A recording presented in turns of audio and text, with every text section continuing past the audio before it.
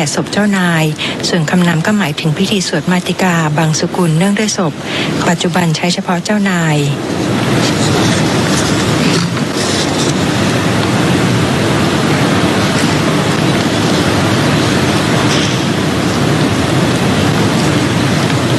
สำหรับความหมายของคำสดับปกรณ์นะคะที่เป็นคำกริยาก็ยังสัมพันธ์กับพิธีกรรมของราษฎรสามัญชนที่กระทำก็คือบังสุกุลนะคะซึ่งเป็นการบำเพ็ญบุญกุศลถวายแก่ผู้เสียชีวิต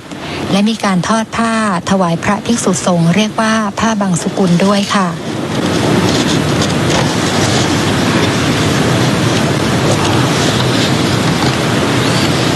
สดับปกรณ์นั้นเป็นที่เข้าใจโดยทั่วไปนะคะก็หมายถึงการบังสุกุลใช้แก่พระศพเจ้านายแต่หากพิจารณาจากการเขียนคำทั้งในภาษาบาลีและภาษาสันสกฤตนะคะพบว่ามีความหมายคือปกรณ์ทั้ง7หรือพระอภิธรรม7คัมภีร์ซึ่งประกอบด้วยสังคณีวิพังธาตุกถาปุคละบัญญัติกถาวัตถุยมกะและปัฏฐานนะคะดังนั้นทั้งบังสุกุลและสดับปกรณ์จึงมีที่มาต่างกันกล่าวคือบังสุกุลนั้นเป็นการบำเพ็ญกุศลด้วยการชักผ้าหรือทอดผ้าบังสุกุลส่วนสดับปกรณ์ก็หมายถึงการสวดพระอภิธรรม7คัมภีร์เพื่อแสดงความกตัญญูต่อผู้ล่วงลับค่ะซึ่งในงานพระราชพิธีพระพิธีธรรมจะสวดพระอภิธรรมทำนองหลวงนะคะซึ่งมี7คัมภีร์อย่างไรก็ดีก็ยังมีความนิยมเรียกพิธีทั้งการทอดผ้าบังสุกุลและการสวดพระอภิธรรมของเจ้านายว่าสดับปกรณ์ค่ะ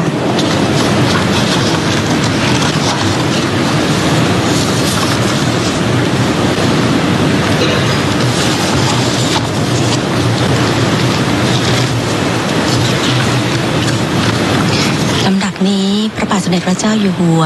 เสด็จพระราชดำเนินผ่านแถวข้าราชการผู้มาเฝ้าทูลละอองธุลีพระบาทไปทรงจุดธูปเทียนเครื่องบูชากระบะมุกที่หน้าพระแท่นเตรียมพระพิธีธรรมสวดพระพิธรรมด้านตะวันออกและด้านตะวันตกณมุกเหนือพระที่นั่งดุสิตมหาปราสาทค่ะ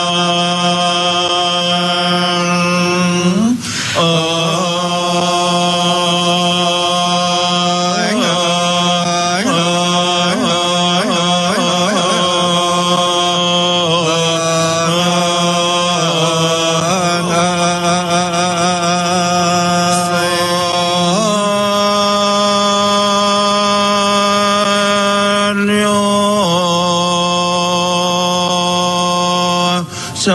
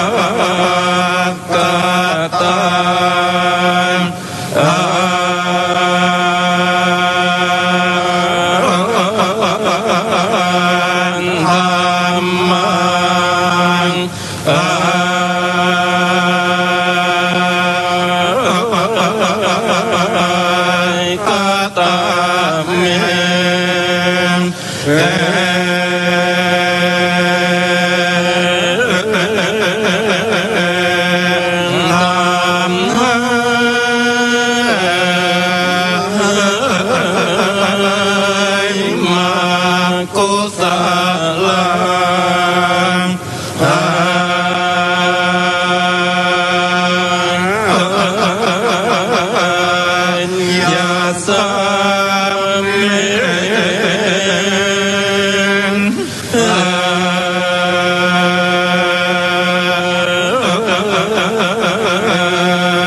สัมมาเยกัมมัง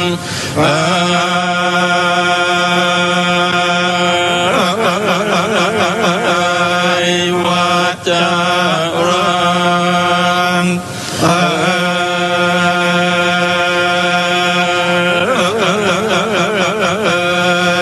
กุศ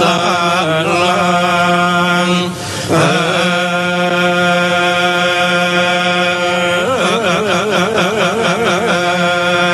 จิต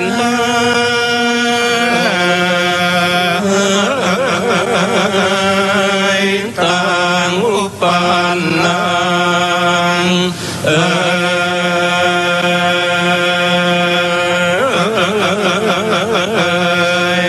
าโห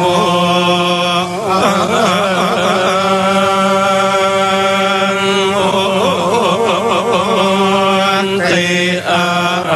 วินาเก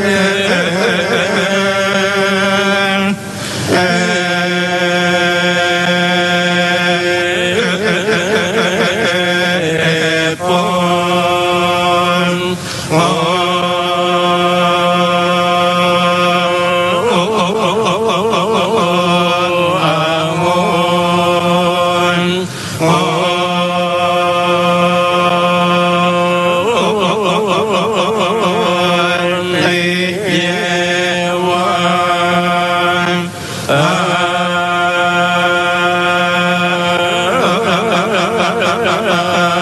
ปานาตัสสะเม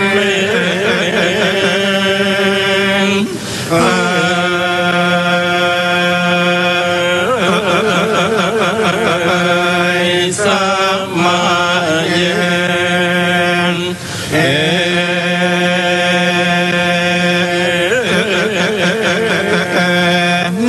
อันเย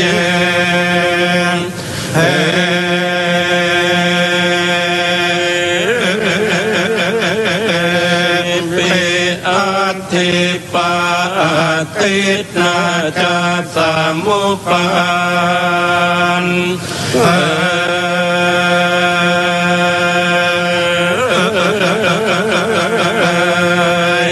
นา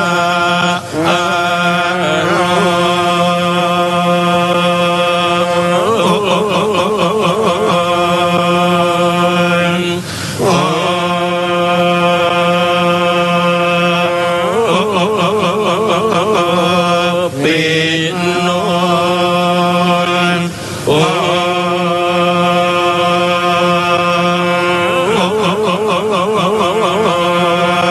ธรรม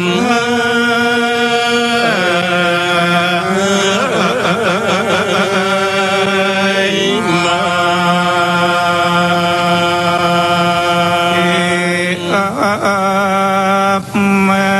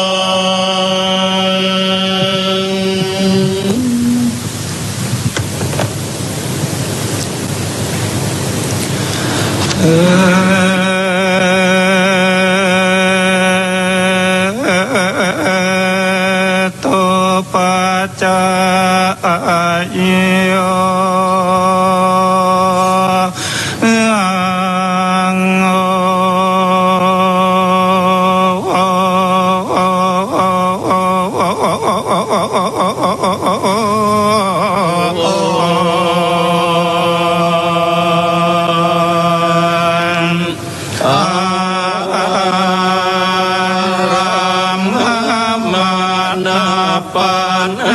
จโยอัตถิปฏิปันจ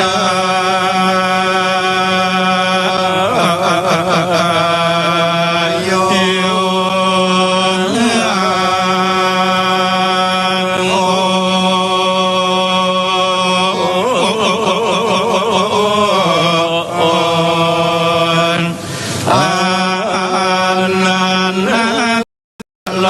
ปัน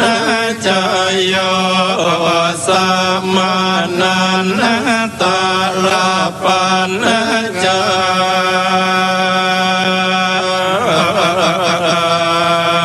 โย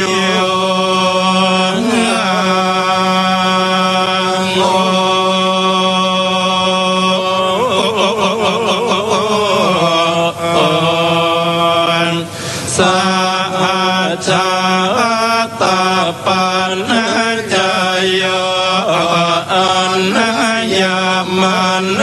ยาปันจ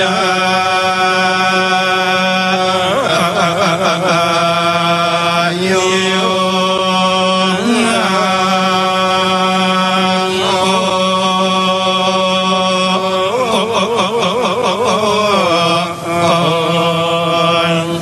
นิสาย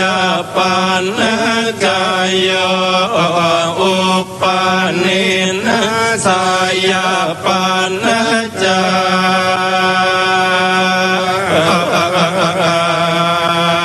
โย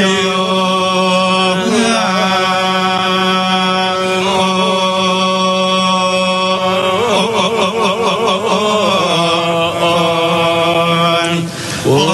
เรชาตาปันจโยปันชา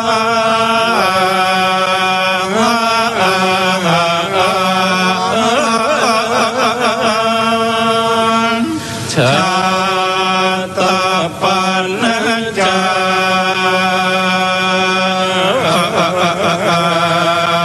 โย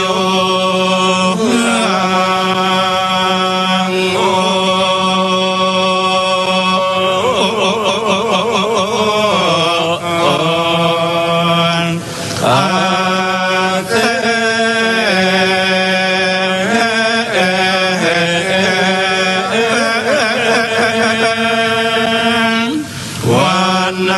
ปันจโยกัมมาปันจโยวิปากปันจ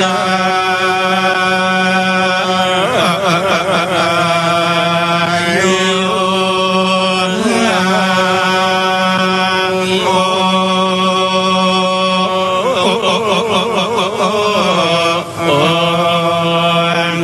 อันทิปันจโยนันทิปันจ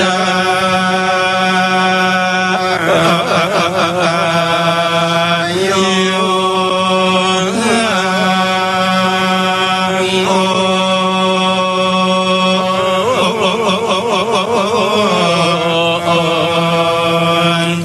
วิคาตาปันจโยอาวิคาตาปันจ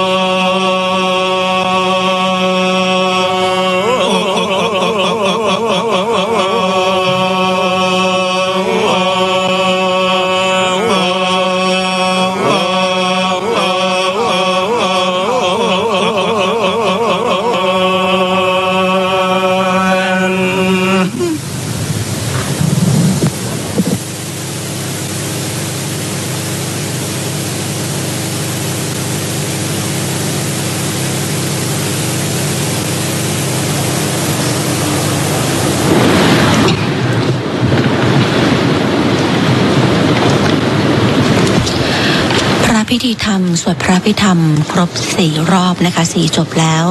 หลังจากนี้เจ้าพนักงานจะนิมนต์พระราชาคณะ1 รูปที่จะถวายอดิเรกและพระพิธีธรรมสวดพระพิธรรม8 รูปนั่งยังอาจสงฆ์นะคะเมื่อเสร็จเรียบร้อยแล้วเจ้าพนักงานจะลาดพระภูษาโยงค่ะและพระบาทสมเด็จพระเจ้าอยู่หัวจะเสด็จพระราชดำเนินไปทรงทอดผ้าไตรพระสงฆ์สดับปกรณ์สำหรับพระพิธีธรรมในวันนี้นะคะเป็นพระสงฆ์จาก2 วัดด้วยกันค่ะคือวัดพระเชตุพนวิมลมังคลารามจำนวน4 รูปและวัดราชสิทธารามจำนวน4 รูปนะคะพระสงฆ์จากวัดพระเชตุพนวิมลมังคลารามประกอบด้วยพระมหาประจวบยุตตโยโคพระมหาวรวุฒิชิตธรรมโมพระมหาวิจิตรนวัฒโนและพระมหาชัยวัฒน์ชัยวุฒโธค่ะส่วนวัดราชสิทธารามนั้นประกอบด้วยพระครูสิทธิวัชระพานีพระครูปลัดจักริดจักกวโรพระมหาอภิวัตอภิวัฒโนพระครูปลัดโยธินโชติธรรมโมค่ะซึ่งพระพิธีธรรมที่นั่งอยู่บนสร้างหรือว่าพระแท่นเตียงพระพิธีธรรมนะคะจะมีทางด้านตะวันออกและด้านตะวันตกอย่างที่เรียนท่านผู้ชมได้ทราบในช่วงแรกนะคะว่าสีของพระพิธีธรรมนั้นบ่งบอกถึงธาตุทั้ง4คือดินน้ำไฟและลมการเรียงธาตุของพระพิธีธรรมนั้นสื่อความหมายถึงการสูญสลายไปทั้งธาตุทั้ง4นะคะภายหลังที่มรณะอันแสดงให้เห็นถึงความไม่เที่ยงของแต่ละบุคคลดังต่อไปนี้พัดสีเหลืองสื่อความหมายถึงธาตุลมเมื่อคนเราสิ้นชีวิตลงไปแล้วธาตุลมจะหมดสิ้นไปก่อนร่างกายนะคะซากศพของเราจึงหนักขึ้นเพราะมีลมคอยพยุงค่ะพัดสีแดงสื่อความหมายถึงธาตุไฟเมื่อธาตุลมหมดไปธาตุไฟจึงค่อยๆหมดตามลงไปด้วยนะคะตัวของเราก็จะเย็นลงเรื่อยๆค่ะพัดสีน้ำเงินหมายถึงธาตุน้ำหลังจากธาตุน้ำค่อยๆสลายออกไปจากร่างกายธาตุน้ำก็จะค่อยๆระเหยออกจากร่างนะคะแล้วก็สีสุดท้ายคือพัดสีเขียวค่ะสื่อความหมายถึงธาตุดินเมื่อธาตุน้ำระเหยออกไปแล้วจากซากศพที่บ่มเน่าก็จะแห้งลงเหลือเพียงธาตุดินที่คงอยู่ค่ะวัดที่มีพระพิธีธรรมนั้นมีเฉพาะบางวัดนะคะในสมัยรัชกาลที่1ถึงรัชกาลที่6ค่ะมีพระพิธีธรรม12 วัดสำหรับปัจจุบันมี10 วัดและในจำนวนนี้นะคะไม่นับวัดบวรนิเวศวิหารเพราะว่าไม่รับนิมนต์ไปสวดนอกวัดจึงมีวัดที่มีพระพิธีธรรมเหลือเพียง9 วัดคือ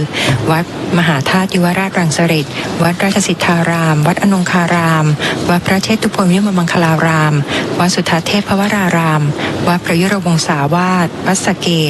วัดจักรวรรดิราชาวาสและวัดระฆังโคสิตารามค่ะ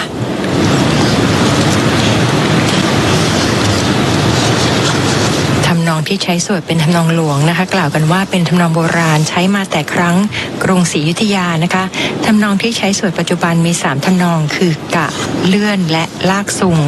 ทำนองกะเป็นทำนองที่ลงท้ายด้วยเสียงกะเช่นทุกะติกะเป็นต้นค่ะทำนองเลื่อนเป็นการลากเสียงเรื่อยไปส่วนทำนองลากซุงเป็นทำนองเสียงหนักและแน่นและยังมีทำนองสวดอีก1คือหวนและเหินแต่ก็ไม่ค่อยใช้กันค่ะ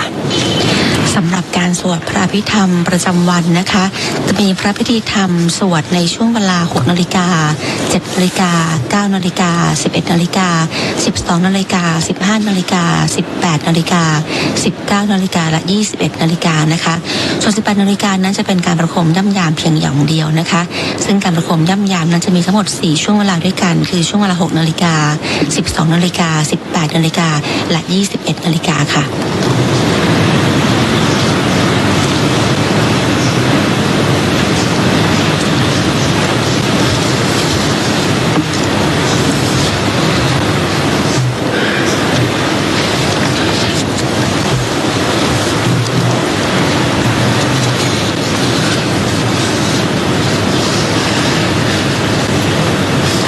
พระบาทสมเด็จพระเจ้าอยู่หัวเสด็จพระราชดำเนินไปทรงทอดผ้าไตรนะคะแด่พระครูพระมหาประจวบยุตตโยโคพระมหาวรวุฒิชิตธรรมโมพระมหาวิจิตรนวัฒโนพระมหาชัยวัฒน์ชัยวุฒโธค่ะพระครูสิทธิวัชรพานีพระครูปลัดจักริดจักกวโรพระมหาอภิวัตอภิวัฒโนและพระครูปลัดโยธินโชติธรรมโมค่ะรวมถึงได้ทอดพระไตรนะคะถวายแด่พระ าสาคณะอีก1 รูปด้วยนะคะ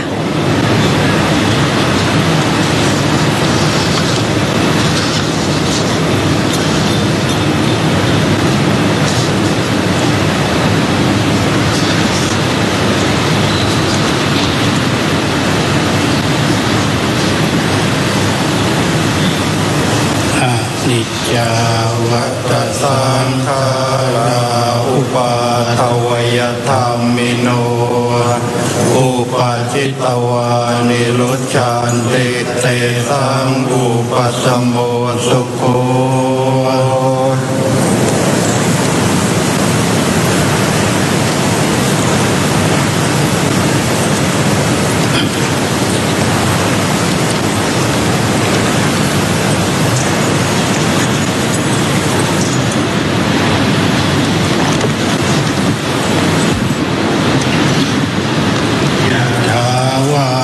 วหาปุราปริปุเรนติสาคลัง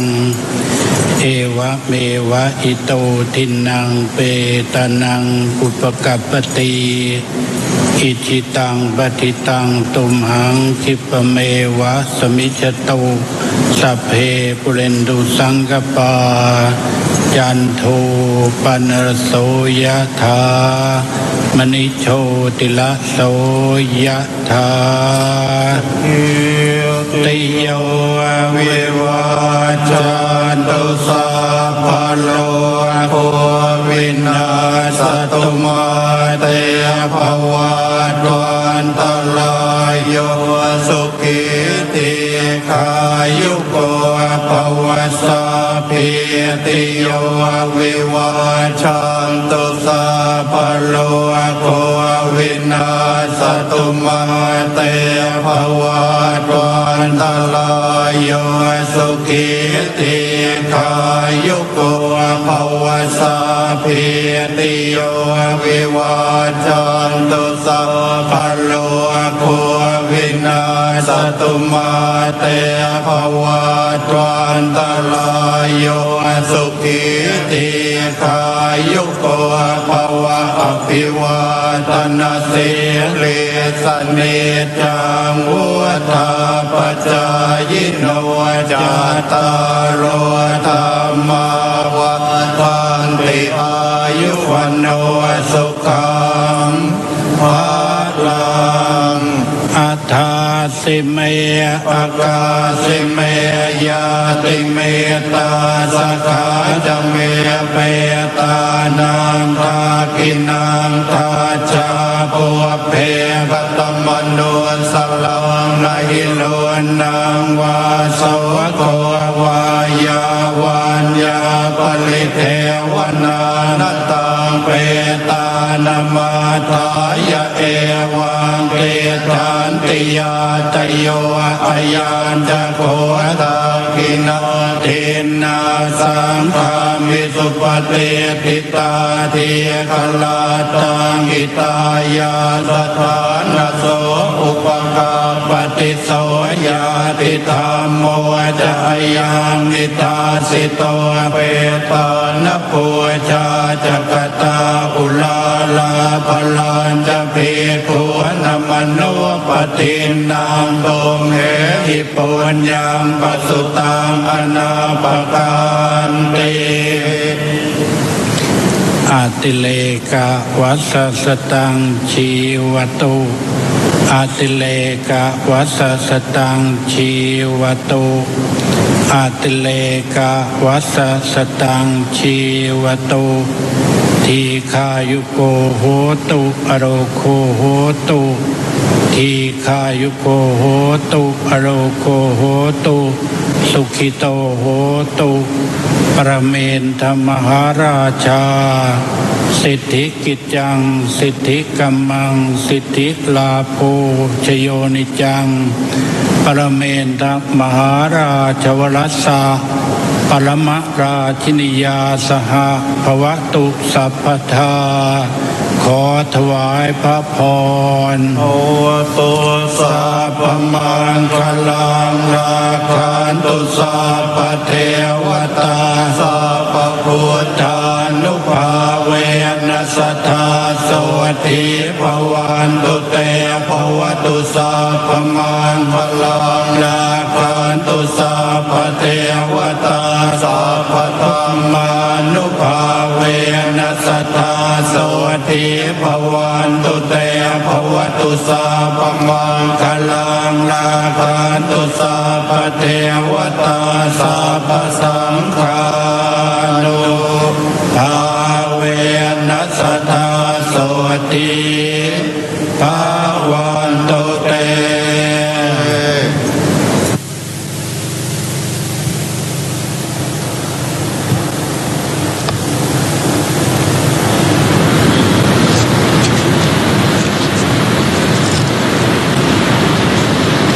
พระบาทสมเด็จพระเจ้าอยู่หัวและสมเด็จพระนางเจ้าพระบรมราชินี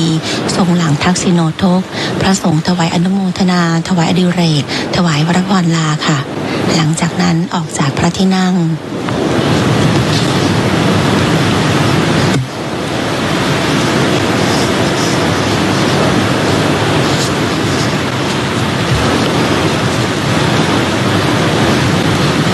ซึ่งการสวดพระพิธีธรรมพระอภิธรรมพระบรมศพ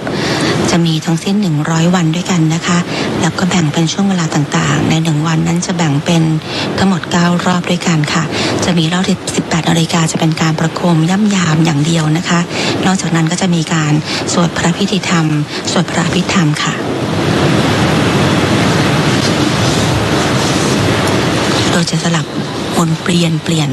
พระพิธีธรรมจากวัดต่างๆนะคะ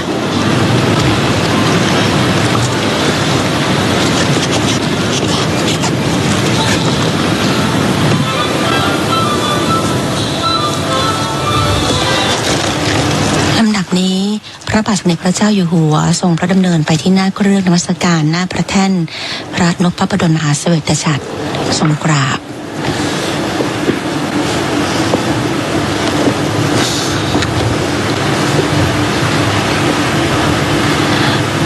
พระบาทสมเด็จพระเจ้าอยู่หัวและสมเด็จพระนางเจ้าพระบรมราชินีทรงพระดำเนินไปที่หน้าพระโกฐและทรงกราบค่ะ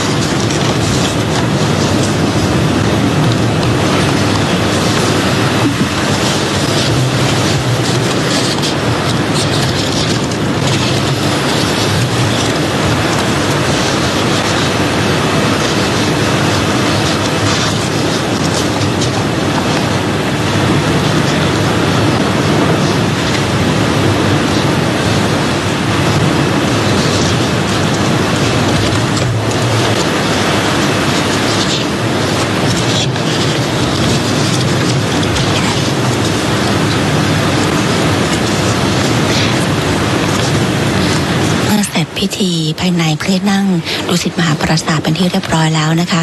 พระบาทสมเด็จพระเจ้าอยู่หัวจะทรงรับการถวายความเคารพของผู้มาเฝ้าทูลละอองธุลีพระบาทณพระที่นั่งดุสิตมหาปราสาทในพระบรมราชวังนะคะสำนักพระราชวังนั้นได้รับพระราชทานพระบรมราชานุญาตในการเข้าถวายสักการะพระบรมศพสมเด็จพระนางเจ้าสิริกิติ์พระบรมราชินีนาถพระบรมราชชนนีพันปีหลวงดังนี้ค่ะ พระราชทานพระบรมราชานุญาตให้ประชาชนทั่วไปเข้าถวายสักการะเบื้องหน้าพระฉายาลักษณ์ณศาลาสหไทยสมาคมในพระบรมมหาราชวังทุกวันค่ะเวลา 8:30 นถึง 16:00 นเริ่มตั้งแต่วันจันทร์ที่ 27 ตุลาคมพุทธศักราช 2568ในการนี้ได้จัดสมุดหลวงลงนามถวายความอาลัยไว้ณที่นี้ด้วย ลำดับถัดไปพระราชทานพระบรมราชานุญาตให้ประชาชนได้เข้าเฝ้าทูลละอองธุลีพระบาทกราบถวายบังคมพระบรมศพณพระที่นั่งดุสิตมหาปราสาทในพระบรมมหาราชวังภายหลังจากการพระราชพิธีทรงบำเพ็ญพระราชกุศลครบ15วันทุกวันนะคะตั้งแต่เวลา 9 นาฬิกาถึง 21 นาฬิกาเริ่มตั้งแต่วันอาทิตย์ที่ 9 พฤศจิกายน พุทธศักราช 2568 นอกจากนี้พระราชทานพระบรมราชานุญาตให้ราชสกุลคณะองคมนตรีคณะรัฐบาลคณะบุคคลส่วนราชการและรัฐวิสาหกิจภาคเอกชนและประชาชนทั่วไปร่วมเป็นเจ้าภาพบำเพ็ญพระราชกุศลสวดพระพิธรรมพระบรมศพภายหลังจากการพระราชพิธีทรงบำเพ็ญพระราชกุศลครบ100 วันจึงประกาศมาเพื่อทราบโดยทั่วกันสำนักพระราชวังค่ะ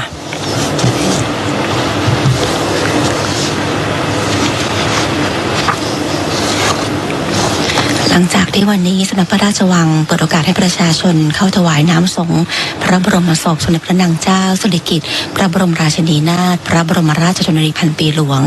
น้อมเกล้าน้อมกระหม่อมทรงเสด็จสู่สวรรคาลัยเบื้องหน้าพระฉายาลักษณ์ซึ่งประดิษฐานณศาลาชาไทยสมาคมในพระบรมราชวังตั้งแต่เวลา 8:30 นาทีถึงเวลา 12 นาฬิกานะคะปรากฏว่ามีประชาชนจำนวนมากค่ะเดินทางมาจากทั่วทุกสารทิศเพื่อมาร่วมในพิธีถวายน้ำสงฆ์พระบรมศพของสมเด็จพระนางเจ้าสิริกิติ์พระบรมราชินีนาถพระบรมราชชนนีพันปีหลวงนะคะซึ่งการเดินทางมาที่พระบรมมหาราชวังนั้นนะคะก็มาได้หลายหนทางทีเดียวนะคะไม่ว่าจะมาทางรถโดยสารประจำทางรถโดยสารสาธารณะนะคะหรือว่ามาทางรถไฟฟ้าใต้ดินก็ได้ค่ะ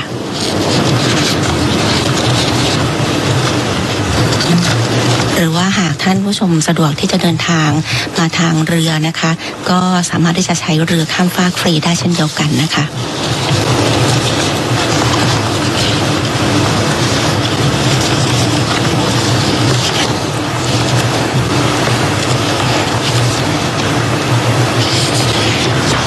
พระที่นั่งดุสิตมหาปราสาทที่คุณผู้ชมเห็นอยู่ขณะนี้นะคะตั้งอยู่ในเขตพระราชฐานชั้นกลางทางฝั่งฝากตะวันตกสร้างในแบบปราสาทจตุรมุขแต่ละมุขกว้างยาวเสมอกันมุขด้านเหนือซึ่งเป็นด้านหน้ามีมุขเด็ดยื่นออกมาข้างหน้าองค์พระที่นั่งก่ออิฐถือปูนฐานขององค์พระที่นั่งสูง 2.85 เมตรถือปูนทำบัวเป็นชั้นล่างสุดเป็นชั้นเชิงฐานเนื้อขึ้นไปเป็นฐานขั้นสิงเหนือฐานชั้นสิงเป็นฐานเชิงบาท2 ชั้นหลังคาเป็นหลังคายอดปราสาทความสูงจากยอดพุ่มข้าวบินถึงพื้นเชิงฐาน 50.40 เมตรหลังคามุกแต่ละมุกเป็นหลังคาชั้นลดเรียงหลั่นกันลงมาถึง4 ชั้นมีมุกเด็ดที่หลังคาลดสร้างต่อตรงใต้แนวฐานบรรฐานพระของพระมุกด้านเหนือค่ะเครื่องยอดและเครื่องตกแต่งหลังคาชายคาอย่างเช่นปลียอดปล้องฉไนบัวกลุ่มเหมบัวคอระฆังบันแถลงนาคปักช่อฟ้าใบรากานาคสะดุ้งคันถวยเหล่านี้เป็นไม้แกะสลักทารักประดับกระจกทั้งสิ้นหางหงส์ผิดแผกกว่าหางหงส์โดยทั่วไปเพราะว่าทำเป็นรูปพญานาค3 หัวซึ่งเรียกกันว่านาคเบือนค่ะที่มุมไม้12ของยอดปราสาททั้ง4 มุมจำหลักเป็นรูปพญาครุฑจับนาคติดแทนคันถวยค่ะ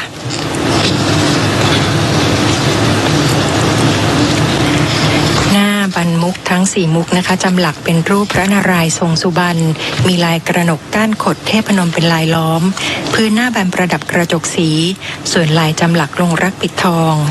ใต้หน้าบันไม้จำหลักลายปั้นปูนเป็นลายกระหนกก้านขดเทพนมประดับผนังลงมาเสมอบัวหัวเสาอีกชั้นหนึ่งแล้วก็มีไม้หน้าบันฐานพระซึ่งจำหลักเป็นลายลูกฟักก้ามปูเปลวใบเทศประกอบกระจังปฏิญาณเบื้องบนกระจังรวนเบื้องล่างติดขั้นแนวระหว่างหน้าบันที่เป็นไม้จำหลักลายกับลายปูนปั้นแนวหนึ่งแล้วก็ติดใต้ลายปูนปั้นอีกแนวหนึ่งทั้งลายปูนปั้นแล้วก็หน้าบันฐานพระปิดทองประดับกระจกเป็นบางแห่งหน้าบันมุกเด็ดจำหลักลายเป็นลายเดียวกันกับหน้าบันองค์พระที่นั่งใต้หน้าบันฐานพระมีสาหร่ายแล้วก็มีโรงผึ้งประดับเป็นม่านและเฟื่องปลายสาหร่ายจำหลักเป็นรูปเทพนมค่ะพระ ทวารและพระบัญชรพระที่นั่งองค์นี้ด้านนอกมีเรือนแก้วทำเป็นรูปซุ้มยอดปิดทองประดับกระจกเป็นทองแก้มแก้วหน้าบานเขียนลายรถน้ำเป็นลายพุ่มเข้าบินหน้าสิงห์หลังบานเขียนสีเป็นรูปเทวดาทรงพระขันประทับยืนเหนือพระแท่นและมีนายกระหนกเปลวประกอบเป็นลายพื้นผนังภายนอกระหว่างช่องพระทวารและช่องพระบัญชรถือปูนนูนขึ้นเป็นเหลื่อมเสาปลายเสาประกอบเป็นบัวจงกลทองแก้มแก้วผนังภายในเขียนสีลายพุ่มข้าวบินเทพนมแต่ว่าวิจิตรบรรจงกว่าลายพุ่มข้าวบินเทพนมโดยทั่วไปค่ะเพราะที่ลายกระหนกล้อมลายพุ่มข้าวบินนั้นก็เป็นลายกระหนกเทพนมประกอบด้วยประจำยามลายราชวัตรดอกกลม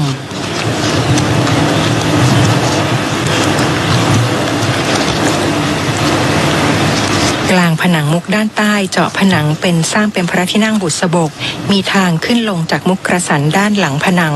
พระที่นั่งบุษบกนี้สร้างเสริมขึ้นภายหลังในรัชกาลที่4ลักษณะการสร้างคล้ายคลึงกับพระราชบัลลังก์ของสมเด็จพระนารายมหาราชที่นารายราชนิเวศนะคะสองข้างพระที่นั่งบุษบกมีพระทวารเป็นทางออกไปสู่มุกกระสันทางด้านมุกด้านตะวันออกมีพระทวาร2พระทวารสำหรับเป็นทางออกไปสู่ฌานที่ต่อเนื่องไปยังพระที่นั่งอาภรณ์พิโมกปราสาทและทางมุกด้านตะวันตกก็มีพระทวารเป็นทางไปสู่ฌานที่ต่อเนื่องไปยังหอเปลื้อง2พระทวารเช่นเดียวกันค่ะ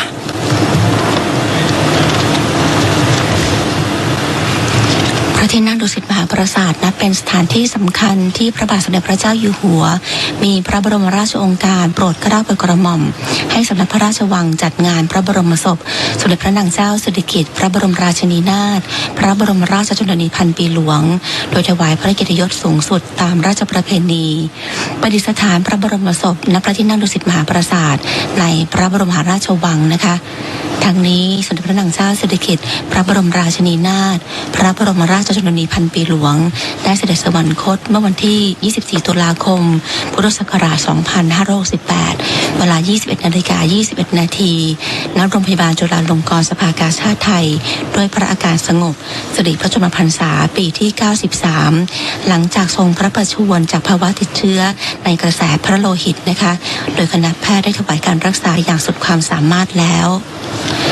พระที่นั่งดุสิตมหาปราสาทนั้นก็คือพระมหาปราสาทองค์สำคัญในเขตพระราชฐานชั้นกลางนะคะ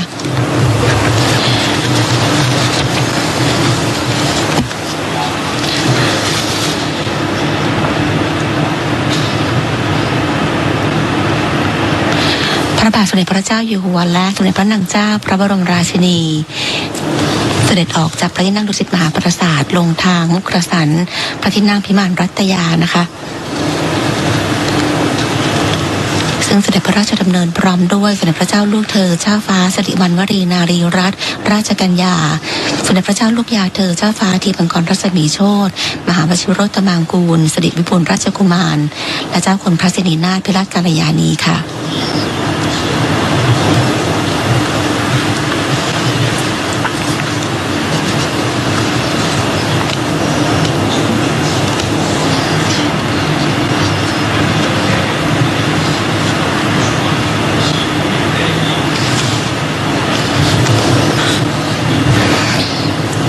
สำหรับพระที่นั่งดุสิตมหาปราสาทนั้นคือพระมหาปราสาทองค์สำคัญในเขตพระราชฐานชั้นกลางพระบรมมหาราชวังตั้งอยู่ทางด้านตะวันตกของพระที่นั่งจักรีมหาปราสาทนะคะทำหน้าที่ทั้งเป็นสถานที่ประกอบพระราชพิธีสำคัญ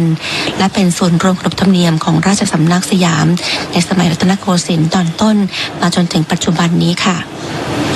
พระบาทสมเด็จพระพุทธยอดฟ้าจุฬาโลกมหาราชโปรดเกล้าโปรดกระหม่อมให้สร้างขึ้นเมื่อพุทธศักราช 2333 บนพื้นที่เดิมของพระที่นั่งอมรินทราภิเษกมหาปราสาทที่ถูกฟ้าผ่าและเพลิงไหม้โดยวางบทบาทให้เป็นท้องพระโรงหลวงใช้เสด็จออกว่าราชการและว่าราชการแผ่นดินก่อนที่ภายหลังจะกลายเป็นสถานที่ประกอบพระราชพิธีบางส่วนและเป็นที่ประดิษฐานพระบรมศพตามราชประเพณีค่ะ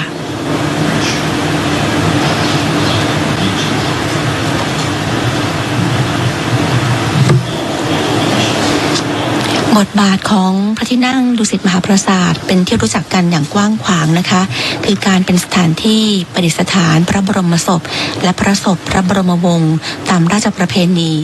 ล่าสุดในพุทธศักราช 2519 ถึง 2560 ได้ประดิษฐานพระบรมศพพระบาทสมเด็จพระบรมชนกาธิเบศรมหาภูมิพลอดุลยเดชมหาราชบรมนาถบพิตรเพื่อให้ประสบกรณิกรได้เข้าถวายสักการะพระบรมศพนะคะในพระราชพิธีบรมราชาภิเษกของกรุงรัตนโกสินทร์พระบาทสมเด็จพระเจ้าอยู่หัวจะเสด็จมาสักการะพระบรมอัฐิและพระอัฐิสมเด็จพระบรมราชบุพการีณพระที่นั่งดุสิตมหาปราสาทก่อนเสด็จสู่ลำดับพิธีอื่นๆสะท้อนความเป็นมณฑลพิธีที่ผูกโยงอดีตปัจจุบันของราชสำนักไว้ในพื้นที่เดียวนี้ค่ะ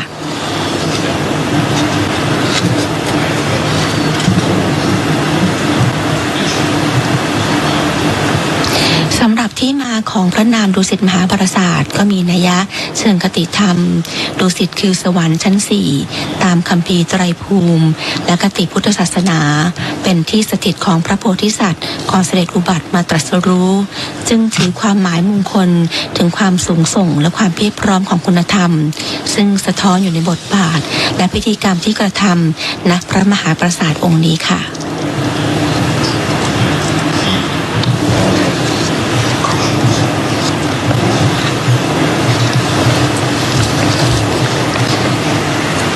พระบาทสมเด็จพระมงกุฎเกล้าเจ้าอยู่หัวรัชกาลที่ 6 ทรงพระกรุณาโปรดเกล้าโปรดกระหม่อมให้จัดงานพระราชพิธีบรมราชาภิเษกสมโภชขึ้น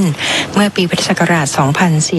2454 ก็ได้เสด็จออกประทับณพระที่นั่งบุษบกที่มุกเด็ดพระที่นั่งดุสิตมหาปราสาทนี้เพื่อพระราชทานพระบรมราชวโรกาสให้ข้าราชการทั้งฝ่ายทหารและพลเรือนที่ไม่ได้มีตำแหน่งเข้าเฝ้าบนพระมหาปราสาทได้เฝ้าทูลละอองธุลีพระบาทและกระทำสัตยานุสัตย์ถือน้ำพระพักตร์สัตยาถวายเฉพาะพระพักตร์ด้วย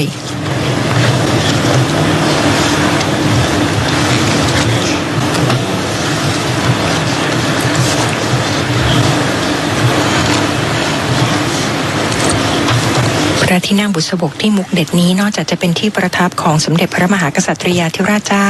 ในการพระราชพิธีอันเป็นมหามงคลแล้วนะคะบางโอกาสก็ได้ทรงพระกรุณาโปรดเกล้าโปรดกระหม่อมให้อัญเชิญปูชนียวัตถุขึ้นประดิษฐานเพื่อทรงทำพิธีสังเวยหรือว่าบวงสรวงอย่างเช่นในรัชสมัยพระบาทสมเด็จพระจอมเกล้าเจ้าอยู่หัวได้ทรงพระกรุณาโปรดเกล้าโปรดกระหม่อมให้อัญเชิญพระสยามเทวาธิราชเจวิตมุกและเทวรูปที่หอแก้วมาประดิษฐานบนพระที่นั่งบุษบกเพื่อทรงทำพิธีสังเวยพระราชอาณาที่ประทับของพระบาทสมเด็จพระเจ้าอยู่หัวตลอดจนเครื่องสังเวยทั้งปวงตั้งที่ท้องพระลานหน้ามุกเด็ดทั้งสิ้นละครสังเวยก็เล่นที่ลานระหว่างทิมคตหน้าพระที่นั่งค่ะ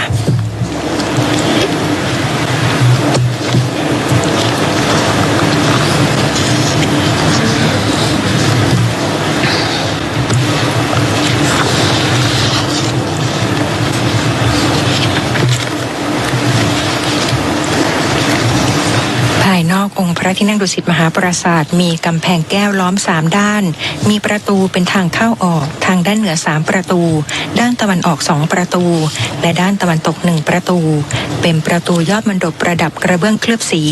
ภายในกำแพงแก้วเป็นลานปูลาดด้วยศิลาทั่วบริเวณหน้าพระที่นั่งมีทิมคต2หลังและตรงแนวกำแพงแก้วด้านตะวันตกสร้างเป็นหอเล็กๆตรงกับมุกพระที่นั่งด้านตะวันตก1หลังหอนี้เป็นหอเปลื้อง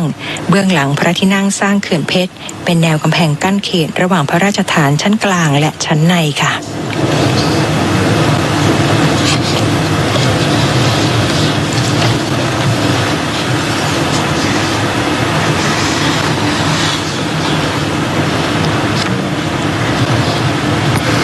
สำหรับพระที่นั่งดุสิตมหาปราสาทที่ท่านผู้ชมได้เห็นอยู่ในขณะนี้นะคะตรงนี้เป็นพระที่นั่งจักรีมหาปราสาทนะคะก็เป็นหนึ่งในพระที่นั่งในหมู่พระราชมณฑียนนะคะภายในพระบรมมหาราชวัง ซึ่งพระที่นั่งดุสิตมหาปราสาทนั้นอยู่ด้านขวาหรือว่าด้านทิศตะวันตกของพระที่นั่งจักรีมหาปราสาทใช้เป็นสถานที่ประกอบพระราชพิธีสำคัญต่างๆมาโดยตลอดโดยเฉพาะอย่างยิ่งทางมุกตะวันตกเป็นที่ประดิษฐานพระบรมศพพระมหากษัตริย์และสมเด็จพระอัครมเหสีเพื่อทรงบำเพ็ญพระราชกุศลอุทิศถวายก่อนถวายพระเพลิงนะคะทั้งนี้ได้ประดิษฐานพระบรมศพพระมหากษัตริย์คือพระบาทสมเด็จพระพุทธยอดฟ้าจุฬาโลกมหาราชเป็นครั้งแรกเมื่อพุทธศักราช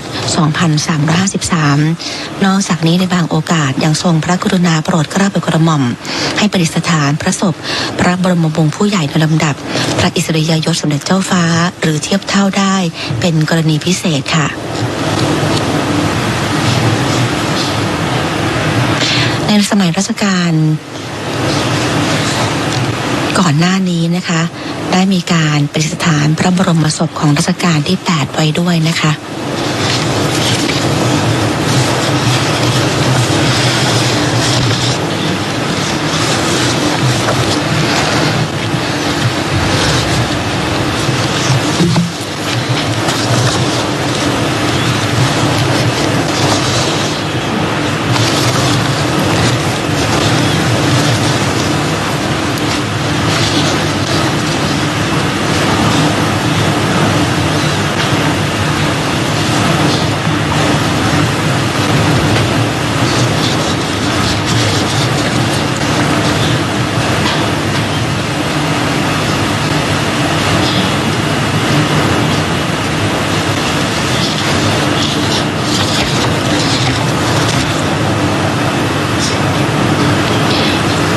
พระบาทสมเด็จพระเจ้าอยู่หัวและสมเด็จพระนางเจ้าพระบรมราชินี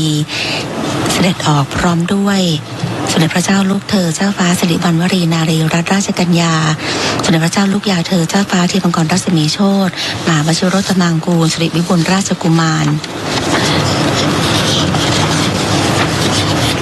และนอกจากนี้นะคะเสด็จพระราชดำเนินพร้อมด้วยสมเด็จพระนิธิธิราชเจ้ากรมสมเด็จพระเทพรัตนราชสุดาสยามบรมราชกุมารีสมเด็จพระเจ้าน้องนางเธอเจ้าฟ้าจุฬาภรณ์วลัยลักษณ์อัครราชกุมารีกรมพระศรีสว่างควัตวรคัตยราชนารีทูลกระหม่อมหญิงอุบลรัตนราชกัญญาสิริวัฒนาพันธวดีพระเจ้าวรวงศ์เธอพระองค์เจ้าอธิตยาธรกิติคุณและท่านหญิงสิริกิติยาเจนเซ่นนะคะ